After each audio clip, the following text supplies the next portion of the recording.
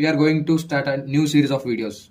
We are mainly focusing on the second years, and our main motto of the video is what are the important topics and questions and how to represent the answers and some tips on the examination point of view. Okay.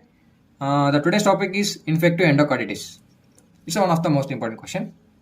The infective endocarditis. The infections are the mainly infections happens to the heart walls. There are three heart walls: endocardium, myocardium, pericardium. The respective infections are infective endocarditis, infective myocarditis, infective pericarditis. Okay, infective endocarditis. What is infective endocarditis? It refers to the microbial invasion of the heart wall or the mural endocardium. It leads to the bulky febrile vegetations due to the deposition of the mass of platelets, microcolonies, scanty inflammatory cells. Okay, we can classify it as two types: acute and subacute. Okay, we can classification into the acute and subacute mainly based on the rapidity of the evolution and the severity of the infection and also virulence. Now we will see the pathogenesis.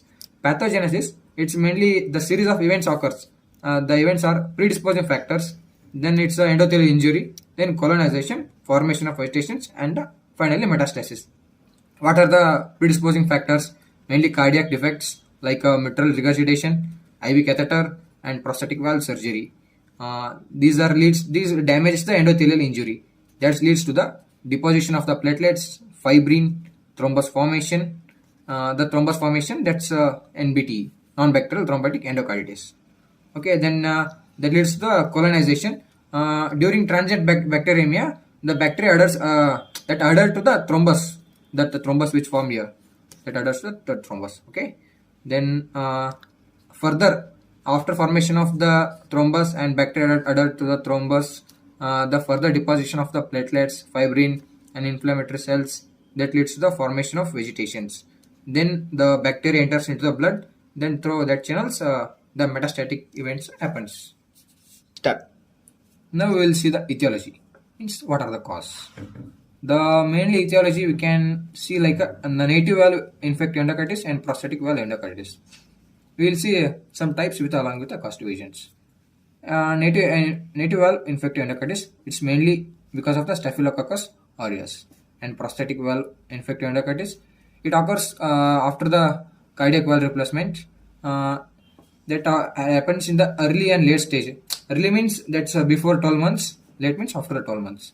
Early mainly because of Staphylococcus epidermidis and Staphylococcus aureus, late virulence streptococci.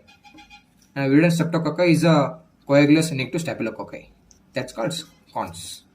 And in drug users, the infection to the right valve, that's a tricuspid, that's mainly due to the Staphylococcus aureus.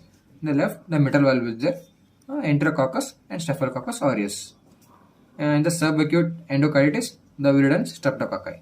Okay, and others like pneumococci, pseudomonas, candida species, they are also for the form of a cause division which causes infective endocarditis. Okay, now we will come to the clinical manifestations. The clinical manifestations, mainly cardiac manifestations, non-cardiac manifestations. Cardiac manifestations, the new or any worsened regurgitation murmurs, if we heard, that's mainly we can diagnose as a infective endocarditis of the normal valve. Okay, sorry. Non-cardiac manifestations like a fever, chills, sweat, anorexia, weight loss, myalgia, arthralgia. Myalgia means pain in the muscle. This is pain in the joint. Splenomegaly, clubbing, neurological manifestations, peripheral manifestations like oscillars nodes, subungual hemorrhages, GNV lesions. Subungual hemorrhages like the hemorrhage in the nail bed. This we should mention in the answer. These are main important things. Go.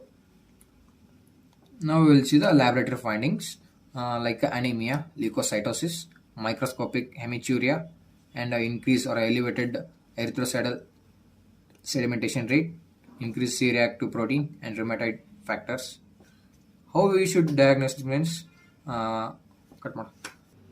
start. Then diagnosis. The diagnosis mainly based by modified Duke criteria. We can make the blood culture, and if in some microorganisms we cannot culture for that, we will use a non-blood culture like a PCR technique, serological test, microscopic examination, direct fluorescence, antibody technique, PCR, like that. Uh, the modified Duke criteria, there are two major and minor criteria. Major criteria means there should be a positive blood culture and positive echocardiogram. Positive echocardiogram means the oscillating intracardiac mass or a valve should present, or any abscess should be present, and a new valvular regurgitation. And minor criteria like predisposition, fever should be greater than or equal to 30 degrees Celsius, and valvular phenomenon, immunologic phenomenon, microbiologic evidences. We can diagnose it as a infective endocarditis if any two major criteria, or one major and three minor, or five minor. If you find, then we can diagnose it as a infective endocarditis. Okay. Then at last, treatment. Regimen for the Staphylococcus aureus infective endocarditis. Usually we give treatment on like native valve infective endocarditis and prosthetic valve infective endocarditis. The native valve, the MSSA. MSSA means methicillin susceptible Staphylococcus aureus. For that, cloxacillin or neficillin should be given. And MRSA, methicillin resistant Staphylococcus aureus, vancomycin. In the prosthetic valve infective endocarditis, we should give above these things, and along with that, rifampicin and gentamicin is given. And regimen for the Viridin streptococci and Staphylococci galolyticus. Okay. And for a native, penicillin and prosthetic, as usual, we should give along with the penicillin and gentamicin. And HSCK. HSCK means the five organisms which causes that HSCK organisms. If the infected carditis because of these five organisms HSCK, then the drugs given are ciprofloxacin and ceftriaxone. That's all. The 3 pages, 5 marks answers. Well done. Okay, thank you.